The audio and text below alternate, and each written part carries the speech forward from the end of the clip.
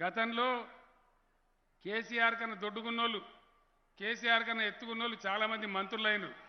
మీరందరూ కూడా చూసినారు. వాళ్ళ పీరియడ్లో ఏం జరిగింది?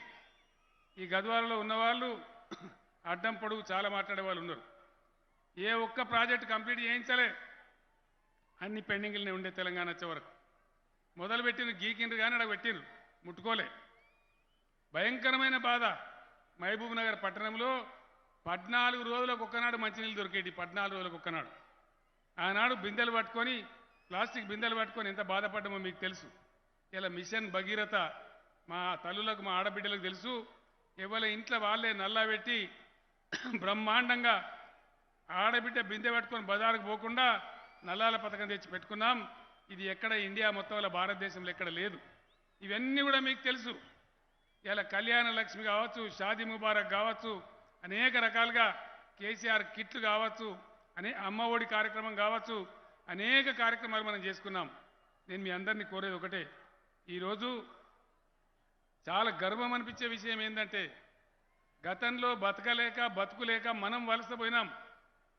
కానీ ఇవాళ పక్క కర్నూలు జిల్లా నుంచి, రాయచూరు నుంచి, బీహార్ నుంచి, జార్ఖండ్ నుంచి మన దగ్గర వలస వస్తూ ఉన్నారు ప్రజలు. అక్కడ బతకవచ్చు, మన దగ్గర బతుకుతూ ఉన్నారు. మిర్చి ఏరడానికి, పత్తి ఏరడానికి మనం వలసపోయిన పరిస్థితులు మారిపోయి ఇలా వేరే రాష్ట్రాల వాళ్ళు వచ్చి పాలమూరు జిల్లాలో చాలా బ్రహ్మాండంగా పనులు చేస్తూ ఉన్నారు. ఆ విధంగా ఇక్కడిదిక్కడనే మీకు కనబడుతుంది.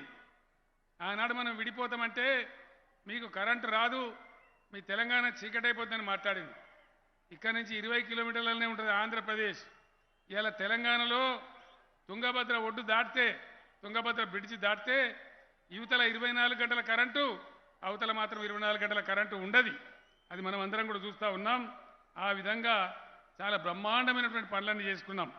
నేను మీతో కోరేది ఒకటే, ఇవాళ కొంతమంది దళారీలు మోపై కడుపు నిండా ఎప్పుడు పనిచేయని వాళ్ళు, ప్రజల కోసం ఆలోచించని వాళ్ళు, వాళ్ళ జమానా అంతా కిందిమి చేసిన వాళ్ళు ఇలా ధరణి తీసేస్తామని మాట్లాడుతూ ఉన్నారు. ధరణిని తీసేసి బంగాళాఖాతంలో వేస్తారట. అంటే ఏమవుతుంది? ఇలా ధరణి వల్ల బ్రహ్మాండంగా మన ఇంటికి వచ్చి డబ్బులు పడతా ఉన్నాయి.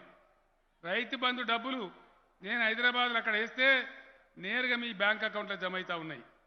అదేవిధంగా ఎవరైనా రైతు చచ్చిపోతే 5 లక్షల రూపాయలు 10 రోజుల లోపలనే వచ్చి వాళ్ళ బ్యాంకులో జమ అవుతూ ఉన్నాయి.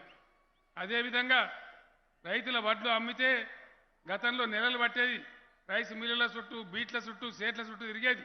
కానీ ఈరోజు వడ్లు అమ్మితే కూడా ప్రభుత్వం కొంటా ఉన్నది. మీ గ్రామాలలో చక్కగా పైసలు వచ్చి బ్యాంకులో పడతా ఉన్నాయి. ధరణి ఉంది కాబట్టి రాబందులు లేరు, పైరవికారులు లేరు, పటవారీలు లేరు, విఆర్ఓలు లేరు. ఇలా రిజిస్ట్రేషన్ ఎంత మంచిగా అవుతా ఉంది. 10 నిమిషాలలో రిజిస్ట్రేషన్ అయిపోతుంది, 5 నిమిషాలలో పట్టా అయిపోతుంది. అదే మునుపటి రోజు అయితే రిజిస్ట్రేషన్కి ఎన్ని రోజులు, పట్టాకి ఎన్ని రోజులు, వాళ్ళ దయ, వాళ్ళు రాసింది లెక్క, వాళ్ళు గీసింది గీత. ఇంత మంచి సదుపాయం 3 సంవత్సరాలు నేను కష్టపడి తయారు చేసి ప్రజలకు తీసుకొస్తే కాంగ్రెస్ పార్టీ మాట్లాడుతూ ఉన్నది ధరణిని తీసి బంగాళాఖాతంలో విసిరేస్తారట. ఇది ధరణిని వేయడమా లేదా ప్రజలను బంగాళాఖాతంలో వేయడమా? నేను మిమ్మల్ని అందరిని ఒకటే మాట అడుగుతా ఉన్నా, ఈ ధరణి అనేది ఉండన్నా తీసేయన్నా? ఉండన్నా? నాకు వినబడతలేదు, గట్టిగా చెప్పాలి. ఉండాలంటే చేతులు లేవటం ఒకసారి కెమెరాలు అడిగాను. ధరణి ఉండాలంటే చేతులు లేవట్టండి. మరి మీరేమో ఇట్లా అంటున్నారు. ప్రజలు యాడికి పోయినా, నేను ఆదిలాబాద్లో అడిగినా, కరీంనగర్లో అడిగినా, ఇంకా చాలా చోట్ల అడిగినా, మొన్న నిర్మల్లో అడిగినా, ఎక్కడ కూడా ధరణి ఉండాలని ప్రజలు చెప్తున్నారు. వాళ్ళకి తగిన బుద్ధి మీరే చెప్పాలని చెప్పి నేను మనవి చేస్తా ఉన్నా. దోపిడీ దుర్మార్గం ప్రజలకు వివరించినాం. 100% ధరణి పోర్టల్ను రద్దు చేస్తాం. అంతకంటే అధునాతనమైన సాంకేతిక నైపుణ్యం ఉండి ముఖ్యంగా దళితులకు, గిరిజనులకు, పోడు భూములు పట్టాలు ఉన్న వాళ్ళకు నష్టం జరగకుండా నూతన విధానాన్ని తీసుకొస్తాము. రెండవది, ఈ జూలై 2 తెలంగాణ జనగర్జన ఇయాలనే విజయవంతం అయిపోయింది.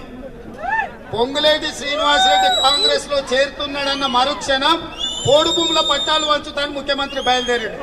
9 ఏళ్ల నుంచి వాళ్ళ పోరును, వాళ్ళ పోరాటాన్ని, వాళ్ళ దుఃఖాన్ని పట్టించుకొని చంద్రశేఖరరావు ఇవాళ మంట మంట అనుకుంటా పిర్రలకు కాళ్ళు జరిగేటట్టు పరిగెత్తుకొచ్చి ఇవాళ పోడు భూముల పట్టాలు వంచుతున్నా అంటే శ్రీనివాసరెడ్డి కాంగ్రెస్ పార్టీ చేరిక వల్ల గిరిజనులకు పోడు భూముల పట్టాల వాళ్లకు లాభం జరిగింది.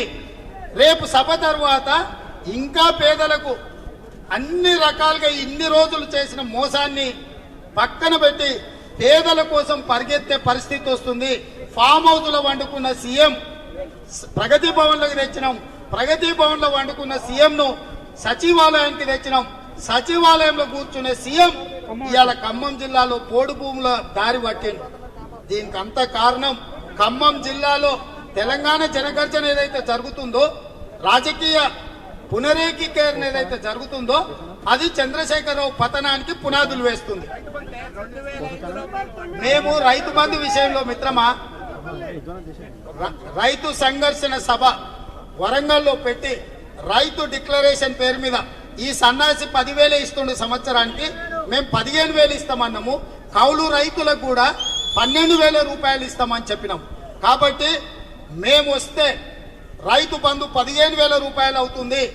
కౌలు రైతులకు సంవత్సరానికి 12,000 రూపాయలు, భూమి లేని నిరుపేదలను కూడా ఆదుకునే ఆలోచనతోని ఆ సన్నాసులకు ఒకవేళ లేకపోతే మా హనుమంతన్నను పంపిస్తే, ఎందుకంటే మా హనుమంతన్న రాష్ట్ర యూత్ కాంగ్రెస్ ప్రెసిడెంట్ ఉన్నప్పుడే చంద్రశేఖరరావు అందులో వైస్ ప్రెసిడెంట్.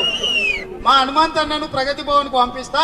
మా వరంగల్ రైతు డిక్లరేషన్ మొత్తం చదివి వినిపిస్తాడు, వాళ్ళకు ట్యూషన్లు చెప్తాడు. అందులో స్పష్టంగా కాంగ్రెస్ పార్టీ పాలసీ ఉంది.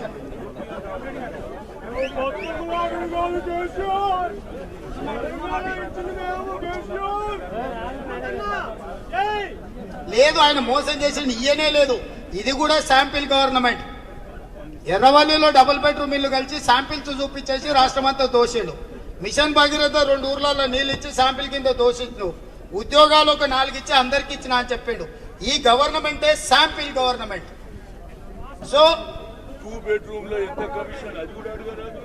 సో కాబట్టి ఆయన ఏది కూడా ఆరంభ శూరత్వమే.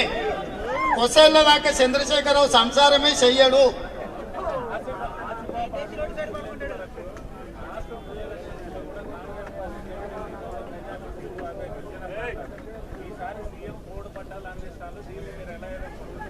ఆయన ఏమంది, మా పోరాట ఫలితమే పోడు పట్టాలు వచ్చినాయి.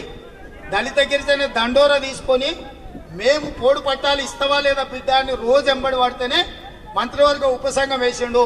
పొంగులేటి శ్రీనివాసరెడ్డి కాంగ్రెస్ లో చేరుతుండు. బట్టి విక్రమార్క ఆదిలాబాద్ నుంచి ఖమ్మం వరకు 1000 కిలోమీటర్ల పైన పాదయాత్ర చేసిండు. అక్కడ పోడు భూముల సమస్యలు, నేను 33 నియోజకవర్గాల యాత్ర పేరు మీద రైతుల దగ్గరికి వెళ్ళినాం. మీకు అందరికీ తెలుసు, Mahabubabad parliament, Warangal parliament, Karimnagar parliament, Nizamabad parliament, ఇవన్నీ ప్రజల దగ్గరికి వెళ్ళి తిరిగినప్పుడు ఈ సమస్యలు ప్రధానంగా వచ్చినాయి. సో మా పోరాటాల వల్లనే ఇవాళ ప్రభుత్వం కదులుతుంది. మా ఖమ్మం సభ విజయం సాధించినట్టే. ఎందుకంటే ఇవాళ బొక్కలో పండుకున్న కేసీఆర్ పుట్టలో నుంచి బయటకు వచ్చాడు. మామూలుగా ఆయన అదేందో పండుగ నాడు పాము పాలు తాగిపోయి పుట్టలు వండుకుంటుంది అంటారు కదా. నాగపంచమి నాడు నాగపాము పాలు తాగి పుట్టలు వండుతుంది కదా. ఈ పాము కూడా గట్లే మందు తాగి ఫామ్ హౌస్ లో వండుకుంటుంది. ఇవాళ ఖమ్మం సభ అనగానే 2 రోజుల ముందు ఉరికొచ్చి పోటీ పట్టాలంటుండు. ఇన్ని రోజులు ఈ బుద్ధి ఎక్కడ పోయింది? 9 ఏళ్ళు అయింది కదా. కాబట్టి కాంగ్రెస్ నిర్వహించబోయే తెలంగాణ జనగర్జన విజయం సాధించడం మొదలుపెట్టింది.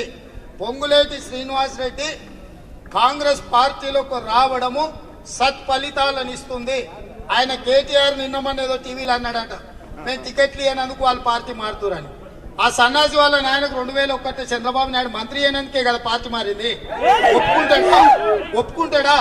ఆయన మంత్రి రానందుకే ఈ సన్నాసి చంద్రశేఖరరావు తెలంగాణ రాష్ట్ర సమితి పెట్టిండని ఈ సన్నాసి ఒప్పుకుంటే ఇవాళ సీనాన్న టికెట్ ఇవ్వనందుకు పార్టీలోకి వచ్చిన. నీ టికెట్ మీద గెలవలే, నీ టికెట్ మీద రేపు నీ టికెట్ మీద ఈ జిల్లాలో ఒక్కరిని గెలిపించుకోరా మీరు సుతంగా. మా అన్న చెప్పినట్టు మమ్మల్ని ఇన్నింటి ప్రశ్నలు ఎందుకు అడుగుతలేరు అంటారు మా అన్న.